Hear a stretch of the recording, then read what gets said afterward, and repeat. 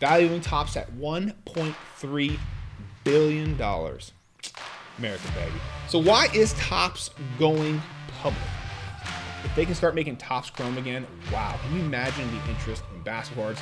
Will TOPPS be able to get the NFL or NBA license again? Is Panini a monopoly? So what should TOPPS be doing now that they are a public company, all right?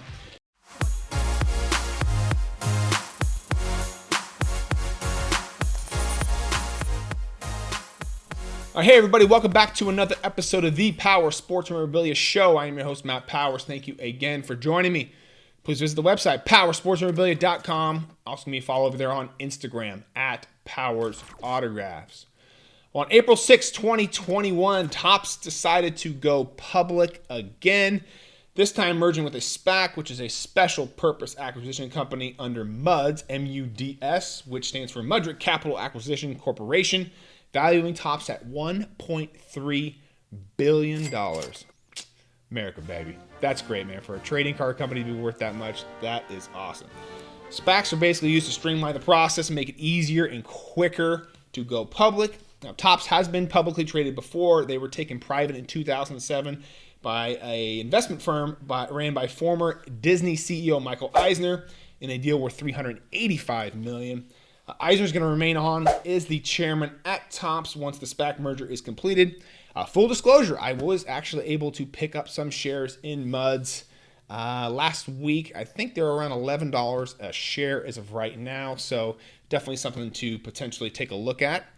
So why is TOPPS going public? Well, the obvious answer is get an infusion of cash to grow the brand. What do they plan to do with all that cash? Well, the plan, according to TOPPS, is to grow the company from an analog company, so a company that's printing cards and like the traditional cardboard cards that you and I are familiar with, to more of a digital company. All right? When Eisner took over at TOPPS, they were a 6% digital company. As of right now, 25% of the revenue comes from digital. All right. Also, Eisner's connection to Disney, we could see TOPPS continue to gain licenses that they hold, such as Star Wars, Marvel, Pixar, and expand more products into those other offerings.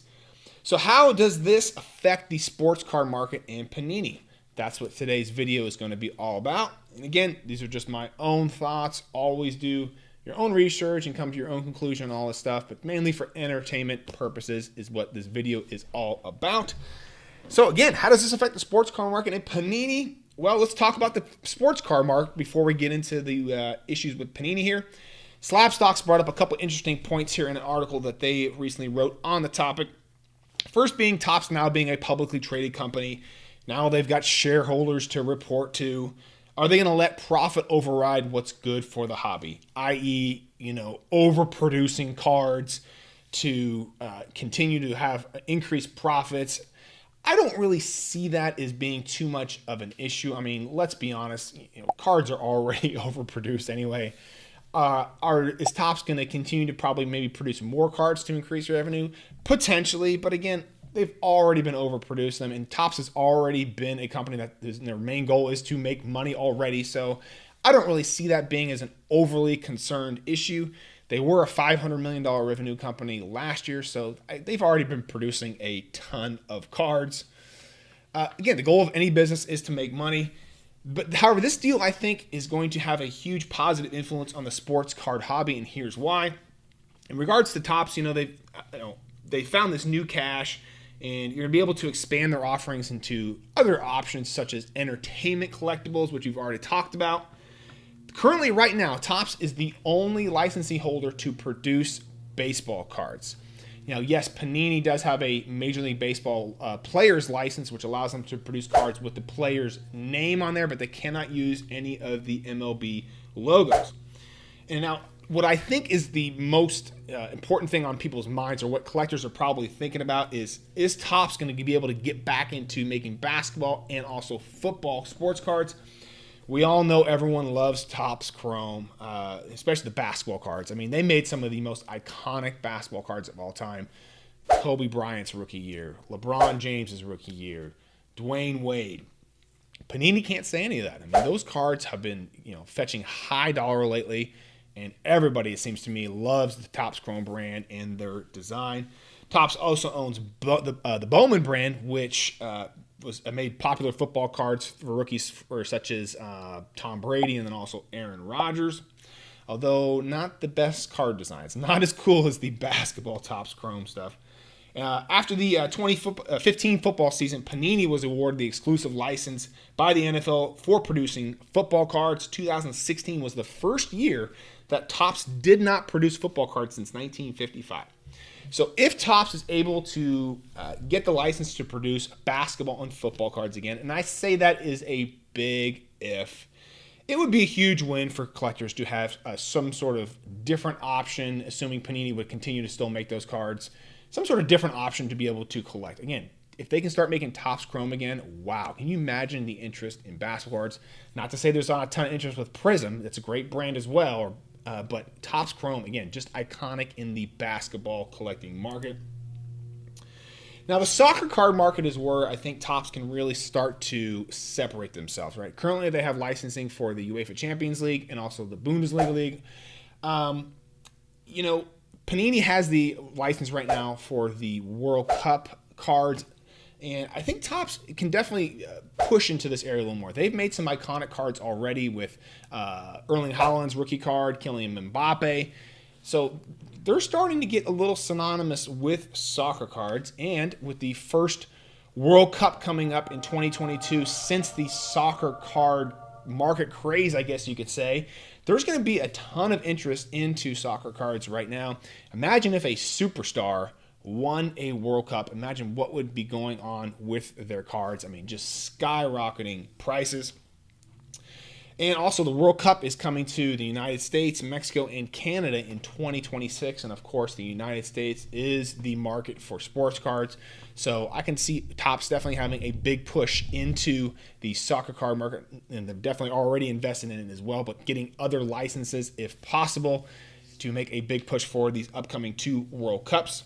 And Topps is a big global brand. They're starting to really expand internationally and to be able to compete with Panini internationally. Panini's a big international brand, of course, obviously starting in Italy, but I think Topps is going to be a big player for some of those soccer cards. And of course, getting into the entertainment collectibles, which we've already talked about with their connection with Disney, all right? So while, we should see Topps continue to make kind of your standard cardboard cards, the big play here, according to Eisner, is the digital cards and also the NFTs, those non-fungible tokens. Boy, I just laugh every time I say those. But the reason why that they want to get involved in that, Topps does, is they can participate in those with the digital, with the NFTs, not just the first sale, but also the second, third, and fourth sale, etc. So a different revenue stream for Topps.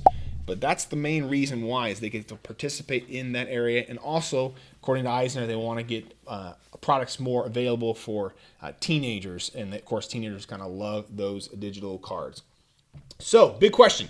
Will Topps be able to get the NFL or NBA license again? That's the big question everybody's thinking about. Panini's had the exclusive NBA license since 2009 and the NFL since 2006.